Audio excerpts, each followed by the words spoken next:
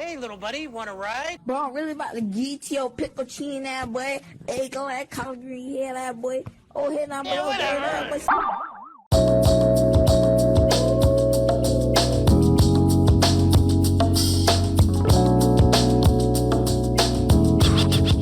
Pokemon. Yeah, that series. So I'm pretty sure if you've kept up with Pokemon in any way, you've heard of these two prominent names, Satoshi Tajiri and Tsunekazu Ishihara. These two would go on to create something so big that I'm sure to this day they never expected it to even hit the 2% of the high that the series has, and is still doing so in present times. A franchise so monstrous that even your mom can name at least one of the creatures from it.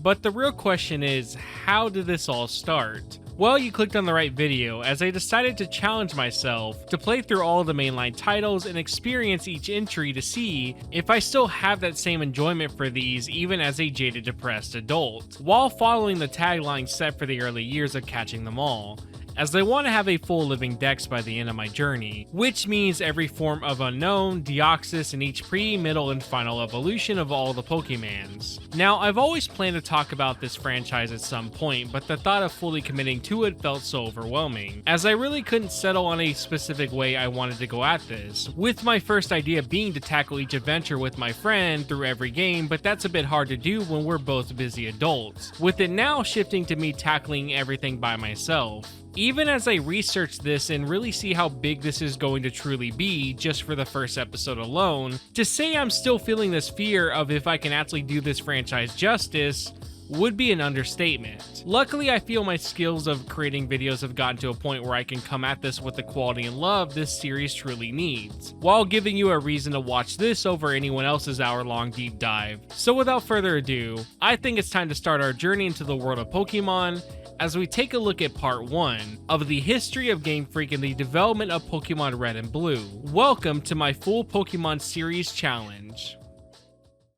To think that the biggest multimedia franchise of all time started in a 60-year-old house in Roppongi, all because two men with the same passion for the art of gaming ended up meeting by chance and clicking so well. You see, our journey starts with the man who would go on to be the Pokemon Company's director and CEO of Creatures Inc., Tsunekazu Ishihara. Tsunekazu Ishihara in his early years was a college graduate with a master's degree, with his major being art and design. However, during his college years, he found his interest to really lean more into the world of digital art. But despite wanting to create digital works, he never really was interested in video games as a whole. It wasn't until he joined the advertising group known as ESPN, who soon decided to move Ishihara to one of their other departments that was tasked with finding ways to bring the digital medium into their productions, mostly revolving around computer graphics. With this new job opportunity, Ishihara created 2 TV shows for a public broadcasting channel called Fuji Television, with his 2 creations being named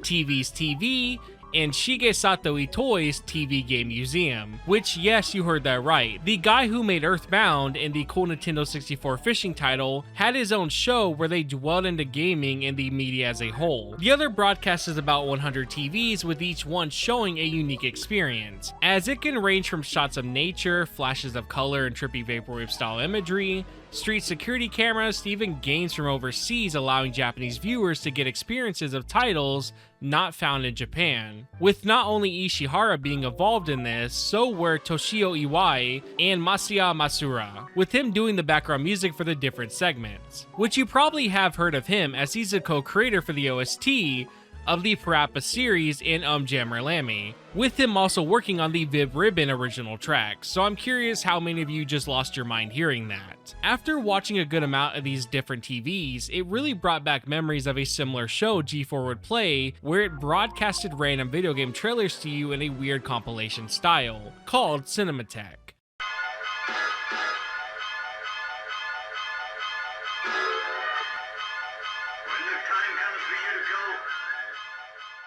When it comes to the TV's broadcast, some of these can be kinda creepy, not gonna lie, like TV 57. It has a very ominous conversation of 2 people talking, as one seems to be coinciding with the other individual about the nightmares they're having while feeling sick, with it soon ending in the 2 people not wanting to talk anymore after they fight. TV54 features a Japanese lady singing a song with a puppet, with the camera beginning to zoom into her face on the screen behind her, distorting with each time the picture zooms in on her, as it then ends in a faint distorted sound of her voice as English text appears with the word overflow. The final one I wanted to note is 089. With it having this girl being followed, as the way it's edited causes her movements to appear distorted and unnatural, creating a weird eerie feeling. Overall, these are worth the watch, and I do want to shout out Havix, as without his video on the topic, I wouldn't have found the re-upload for this on internetarchive.org. Since finding even anything on the Japanese side of the internet for this is super fucking difficult. But yeah, just seeing these strange CGI videos and animations next to the American arcade classics is a weird but interesting concept. But going back to the names I mentioned, I want to focus on one a bit more, with it being none other than Toshio Iwai. As it was because of this man we can be thankful for how Ishihara decided to get into the world of video game creation. Now, Iwai has since gone on to make a variety of games and other music-related projects for televisions, with his notable gimmick usually revolving around the art of music being the main focus for whatever he does. Now, most Nintendo fans probably know him as the guy who went on to bring the series Electroplankton to life, but his creative thinking and the ability to combine songs with the medium of playable interactive media goes as far back as 1987, with the first ever release that had Ishihara be a part of his creation as well, known as Otoki. Now, the big gimmick for this is the fact it's one of the first ever titles to use procedurally generated music, as depending on what appears on screen and whatever the player does will change the way the OST in the game plays. This idea would be more fleshed out in titles like Rez and a bit of Planet Dob for the PS1. See, come on guys, I can throw in Planet Dob and make it make sense. But considering this was the Famicom system and managed to do all of this at the same time is no small feat. When it came to getting this title out, they got none other than Natsuki Ozawa to endorse it, upon release with her face even appearing on the box. She's most well known for her J-pop career, the two 1987 movies she starred in, and the countless adult films she also took part in, like Natsuki Ozawa Becomes a Prostitute, or my favorite title, Bitch Fucks Her. Now, the way these two got involved came from Ishihara showing interest in the creation Iwai was cooking up. Adding with the TV show he was making, this was a no-brainer to take his first step into the gaming market. After the release of Otaki, he decided to publish a huge book titled Denshi Yugi Taizen. This features pages full of infos and facts about an assortment of titles around the time. He was so dedicated to putting this out for release, he traveled to places like the Soviet Union, parts of Japan, and the freedom state known as the US of A. Even Tajiri, his friend he made from the other show he produced, submitted his own essay for the book to be added in, showing that over time these guys have gotten close. But soon Ishihara left his original company to find a higher role in a game dev studio called Ape Inc., with him and Shika Sato Itoi coming back together to create the one and only Earthbound. But you may be asking, what does this have to do with Pokemon Red and Blue? Well, this is where we have to take a step back and look at the other side of the journey, as like every coin, there's always two sides. Satoshi Tajiri is without a doubt one of the most important people when it came to making sure this idea of childlike wonder Pokemon would go on to bring would shine through every code, pixel, and sound that came out of this brick of a system, as his thought process and the life experiences he had really helped mold the games for those who would experience them almost 30 years ago. But how did Tajiri get to this point? Going from someone who almost didn't graduate high school because of him being at the arcade too often, to then finding himself on gaming's top 100 developers. Well, it all starts in Machida. On August 28, Satoshi Tajiri was born into the world by his loving two parents after they did the old-fashioned loop-de-loop, if you know what I'm saying. It was these youthful days that would shape and mold the core of what Red and Blue wanted to bring to the player, as Tajiri would go on to note that the major idea for what inspired the whole concept of Pokemon for him actually goes back to the time of catching bugs in the forest and ponds near his home. His favorite insect to come across was stag beetles. He even prides himself on being the only kid to think of lifting rocks to hopefully find one sleeping to capture it. Usually after they found them, they would then make them fight. This then led me down a small rabbit hole with the topic of underground stag beetle matches in Japan. They seem to be so popular in fact that they make actual games based on said idea. Tajiri mentioned all the time how excited he would be to locate new undiscovered insects, even adding how sometimes he would find one he's never even seen and wouldn't even know what to call it. However, it's this mindset of always wanting to be out searching for the next creepy crawly is how he earned the nickname Dr. Bug from his peers. with Tajiri mentioning at one point he wanted to become an entomologist because his love for them was so strong. It wasn't long, however, for Tajiri to start keeping them as pets with his goal of helping them live longer, as he always found bugs to be quite fragile. With this newly sought after goal in place, with his desire to have his stag beetle friend survive the winter, it helped Tajiri form a bond and really start to care for a creature others might not even take a second glance at. When he ended up being successful as the beetle was still kicking upon the snow melting away, it pushed him to try other creatures to see what results and bonds could form, with tadpoles and even crayfish being on the list. It's a lot of this experience and feelings that would go on to translate into Pokemon as a whole. Sadly, his days of collecting creatures would soon come to an end. As the years passed and the land began to change, Tokyo started to drastically expand. With the previous areas filled with wildlife for a child like him to find, soon began to be taken over by apartments and office buildings. With this new change happening, Tajiri found himself spending less time out searching and more time picking up his new hobby: arcades. After an arcade was built over the once small fishing pond, Tajiri found himself getting really invested into shooters, with his favorite being Space Invaders, which came to light back in 1978. Tajiri would play all day whenever he had free time at his local arcade. With the employees over time noticing his constant appearance, they decided to straight up gift him a full-size Space Invader cabinet. His passion for exploring these virtual worlds in unique ways was so strong, he began to study less and less, almost not being able to graduate as he had to take makeup classes to help him achieve his high school diploma. Tajiri even said in an interview with Times magazine, he made sure to pick the school nearest to the arcade so he could game on his breaks. With the years passing and new caps coming out like Pac-Man, he decided instead of just playing them, he wanted to know how they worked. Tajiri going on to say, what intrigued him the most was the concept around titles that build their gameplay around a simple specific action or task, as he always was inspired to see how far said ideas can be taken. So he got to work to learn as much as he could, using the same energy and wonder he showed for bugs, but now instead of real ones, he's locked into the virtual versions now. The dedication he had for learning was nothing short of impressive, as he would go to great lengths like the time he took apart his own Famicom to see how it even functioned. But as he entered his third year of middle school, his big break soon came to fruition. Tajiri was finally going to have his chance to submit an idea to the real Japanese company to hopefully have his game picked to be produced, thanks to the Universal Entertainment Co. hosting a contest back in the 1980s, with his pitch being called The Crow of the Dark Knight. His idea for it had you playing as a hunter who would then shoot at the black crows who blended with the darkness around them, with the only hint of their whereabouts came from briefly seeing their eyes open. Sadly, his idea wasn't picked for production, but he did go on to win a keychain. This loss did make him wonder why he wasn't picked, but instead of dwelling on it, he used this experience as fuel to create something better for the next time the chance arrives, with there being another contest that he entered in being hosted by none other than Sega.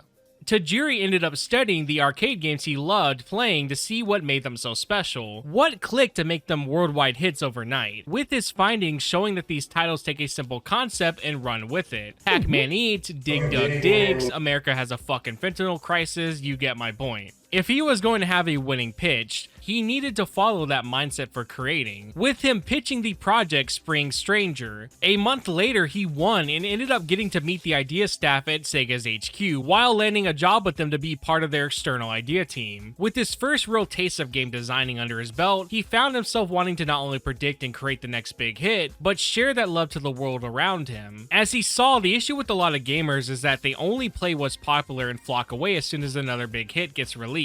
It's crazy almost 40 years later, and this still holds strong for the industry of today. With this creative brain kicking into overdrive, he decided it would be up to him to teach strangers the wonders of gaming by making a homemade magazine that he handwrote everything himself, titled Game Freak. When it came to these magazines, they were supposed to help offer tips and tricks that Tajiri picked up from his time blasting and chomping away at the local arcade, while informing the reader about the new releases of titles Tajiri found worthy of mentioning. He would end up selling these at a local store for the small price of 200 yen, with the first production magazine made in 1983. At least that's what I assume, as information on when the magazine was produced seems to be very mixed, with some saying 1981, while the likes of Did You Know Gaming mentioned it was 1982. Bulbapedia follows what the cover shows, however, and lists its release as 1983. So I'm pretty positive that it's the right date, but I can't for the life of me find a for sure 100% answer. Now, while buyers at first were slow, it was only a matter of time till a certain someone found one of the magazines at the local store when things would really start to kick off. That person being Ken Sugimori. Someone who also had the same passion and ideas as Tajiri, decided this would be his path forward after being kicked out of his parents' place for not wanting to go to university. He ended up contacting him about becoming the magazine's illustrator, sending a whole letter and portfolio showing what he had to bring to the table. It took no time at all for them to finally meet up in person and become business partners, as Sugimori moved out of his parents' place, sealing the deal as they formed his apartment into the main office for Game Freak to work full-time on the magazine. From what I can also gather, it seems Sugimori started doing the art for Game Freak when it came to Volume 6, featuring this anime girl parodying the Mario Bros. Arcade game. But the first time, at least where I could find, where he writes his name next to a drawing is in Volume 8, page 12. So at least it's safe to say Volume 8 is the first noted work with Ken's name on it. Now, while there's not really any exact date to work off of, this year has something else worthy of noting for the history of Game Freak. It's when Ishihara and Tajiri finally would be seen together for the first time, as he had a guest appearance on Shiga Satoshi Toys Game Museum, showing off his abundance of arcade boards he's collected. Ishihara and Tajiri did an interview a while back that was translated by Dr. Lava, where he goes on to state that if there's one thing that impressed him about Tajiri was the amount of knowledge and passion he showed for the topic. Being able to tell what arcade boards were official and the skills to score the points he could was something he's never experienced before. It was the main reason why Tajiri was brought onto the TV program, as in his own words, "Who else knows about Japanese video games more than anyone?" 1983 marks the release year for the Famicom system, as Nintendo is no longer tied to handheld devices like the Game & Watch. They're now taking it to the big screen, or at least to these big tube TVs that glow funny colors when you stick a magnet up to the screen. When they both finally got their hands on it and booted up the classic hit Super Mario Bros., their minds were blown away. No longer did quarters need to be entered every life lost. Driving to and from isn't needed anymore either. The only requirement now is owning the system in said game. The unreal feeling of seeing something playable at your house on your personal TV would soon lead Tajiri to fantasize about his future projects being played by everyone across Japan. With him now finally graduating from his 2-year technical degree program, he would now start landing jobs as a writer for magazines while still continuing to grow his own business. What finally pushed him to create his own project for the Famicom was how lacking the other titles for the systems felt, as his only solution for fixing the problem would have to be something solved by him. At this point, Game Freak was selling a good amount of their fan magazines, with their most profitable one being how to achieve a score of 10 million points in Xevious, which went on to sell a whopping 10,000 copies. This means Game Freak was able to have a small team working for them that could be up for the task, as they would bring on Ken Sugimori as the artist, Yuji Shinkai the programmer, with the composer for the music being Junichi Masuda. The title in question that they would make would be called Quinty. When it came to the development of the Famicom title, Tajiri started by using Nintendo's Family Basic computer so he could have an idea how everything functioned inside the system itself. Once he felt he had a good enough understanding, he went out of his way to build his own Famicom software that would go on to be used for the rest of the development. But with 2 years used to learn how to code and 1 full year for the actual dev creation, it made the project take 3 years to fully complete.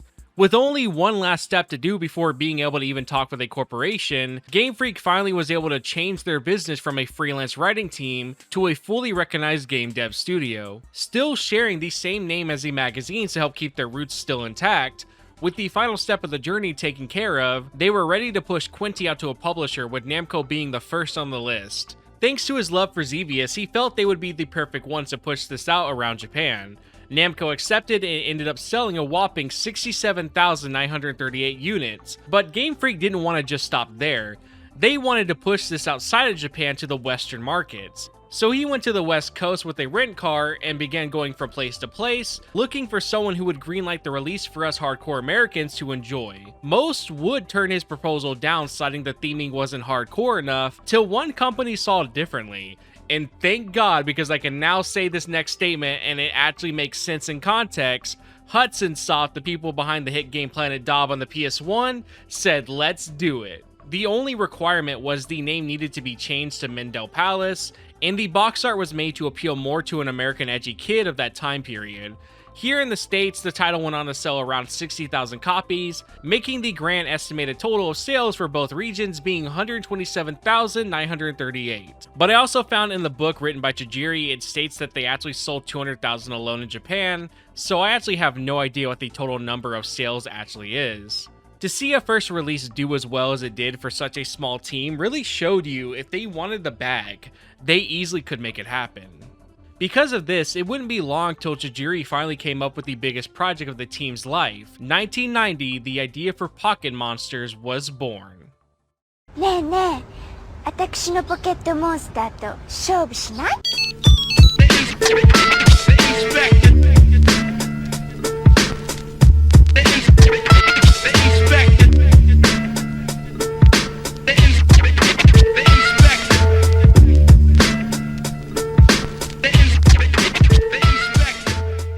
Tajiri stated the idea for what we know now as Pokemon came to him when he saw kids playing their Game Boys with the link cables attached. He envisioned bugs crawling through the line going from one Game Boy to another, helping bring up those past feelings he had about catching bugs in the creeks and rivers he explored. With him knowing a lot of the modern day kids wouldn't be able to have the childhood he did, he decided that the link cable would be the answer to making his vision a reality. Tajiri would then pitch his new title to Nintendo with the hope they would accept it, with the meeting going pretty smoothly besides the fact the higher-ups did find it a bit confusing on what exactly Tajiri was wanting to create. But with the new idea being approved and the help of Creatures Inc. coming on board, Tajiri and Ishihara would finally reunite again.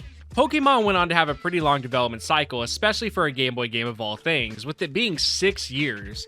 However, during these long years, he did help make other games for Nintendo, as he wanted to improve his skills more while getting more funding, with those titles being Jerry Boy, a slime platformer that also helped Tajiri acquire an award for character design, given by the Multimedia Content Association. The following projects after this was Yoshi, a puzzle game, and Mario & Wario, another puzzle game, with the final one being Pulseman, which is usually the only other game most Pokemon fans even know about. I never see any Timbo or Little Town Hero fans at all. It's actually insane the toll and links Tajiri faced while working on Pokemon, with him stating he would sleep for around 12 hours and then grind working on it for a full 24 hours.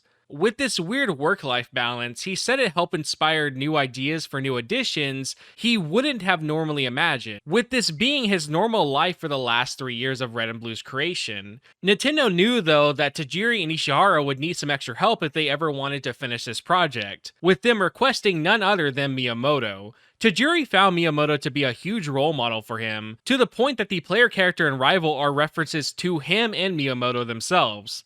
Even though they had all this help from a whole other company and Nintendo themselves, there was many changes for the game throughout and even ideas we never saw even in future titles now, like the ability to buy Pokemon with in-game money or sell the ones you don't want. With the only feature left from this is the Game Corner Pokemon that you can buy.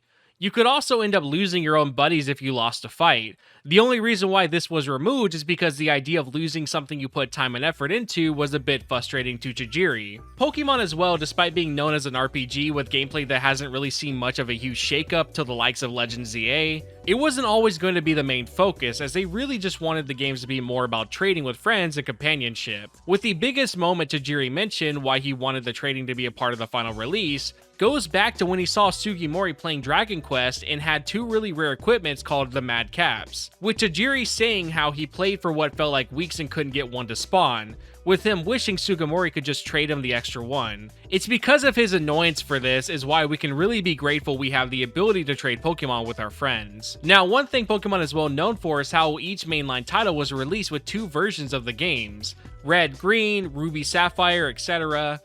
Well, they did plan to have both versions feature a randomizer, if you want to call it that, based on your trainer ID, which allows it to have a seed from 1 to 65,353. With the idea around this would be to have each person's own save file feel vastly different, with some seeds having Pokemon either removed or attainable, plus other random world changes. The reason why this didn't get pushed to be worked on was decided by Miyamoto, as he felt if there was no obvious way of knowing from the start that the game would be unique compared to their friends, this idea would be hard to sell to parents and explain well enough to kids. But soon, the 6 years of development soon came to a close, with Tajiri's biggest worry was if they picked wisely to develop this game for the Game Boy, with a moment always bothering him coming from a time he was at the barber shop, where someone asked if he was really working on a game. When the person learned it was being developed for the Game Boy, his reply was, "The Game Boy? Don't you think you're a bit late on that?" But release day was here, and Red and Green shocked the world in a way no one thought possible. February 27, 1996, Pocket Monsters Red and Green hit the store shelves and made huge numbers, reaching pretty good numbers for a Game Boy title at the time, with the more enhanced version coming out later called Pocket Monsters Blue. With it being a comic book exclusive title, you had to submit a request to even purchase it. Blue was released in this method twice to celebrate the total sales reaching 1 million and the second time being 4 million. And as I stated before, Blue served to be seen as the enhanced version compared to Red and Green, as it was made to fix some of the glitches and scripts notable for being either game-breaking or bad in the original release. Blue would later become available to buy in Japan in 1999, so Japan owners could own it without the arbitrary way of attaining it. Now you may be wondering, and yes, Pokemon Red and Blue did sell over 1 million copies in less than a single year. With this all happening before we in America even got a taste of what's to come. Well, Game Freak not wanting to let a moneymaker moment fly by, they pushed heavily for merch to be made, with the most notable being the TCG in anime, with the TCG and anime itself still going just as strong as it's ever been. These two mediums would push Pokemon way past just being a simple Game Boy title, but a small franchise forming on the horizon. I'll cover more about the anime later on in my yellow video as it would be way more relevant there, but I did want to bring up a weird internet mystery about said cards, with apparently there being a big rumor that the TCG weren't the first Pokemon card related media to be produced, instead it being the Top Sun cards, with them being these cards given inside of bubblegum wrappers, with the secondhand market for these now being higher than most mortgage payments on houses. The rabbit hole for this mystery comes from the idea of it having a 1995 copyright on the cards, with the TCG only coming out in 1996. Well, from what I gathered, a trusted source ended up saying the wrong information, and even though they later corrected themselves, the info spread like a wildfire and caused heated fights in the comment sections on dead forums. This really doesn't have anything truly related to the video as a whole, I just found it interesting to mention regardless. I mean, when else am I ever going to have the chance to talk about the random Pokemon bubblegum cards? Well, with the games finally being out in Japan, Tajiri went on to state that he's amazed how well this project of his actually performed. He added that one of his favorite things to do since the release was to go out to secondhand stores and find used copies to see what random nicknames people gave themselves or their pocket monsters. He even went out of his way to give 2 of the carts he bought custom stickers, with them being a Slowbro and the other being a Ditto mid-transformation. He even added that one of the carts he added the custom stickers to had the nickname Dumbass for the player's name, which is why he decided to hold on to it as he found the strange nickname to be funny and unique. In the interview here, we do see he gives the blue copy to the interviewer herself, with the other red version being a prize for the magazine. All in all, it's safe to say the ideas Tajiri had for the project met higher than the expectations he expected. But now that I've covered basically the development history and life cycle the titles had in Japan, I think it's time we move on to how the game impacted us here in the West, and finally cover Pokemon Red and Blue. Kids, listen to the rap music. Kids, listen to the rap music. What do you like to play? Pokemon!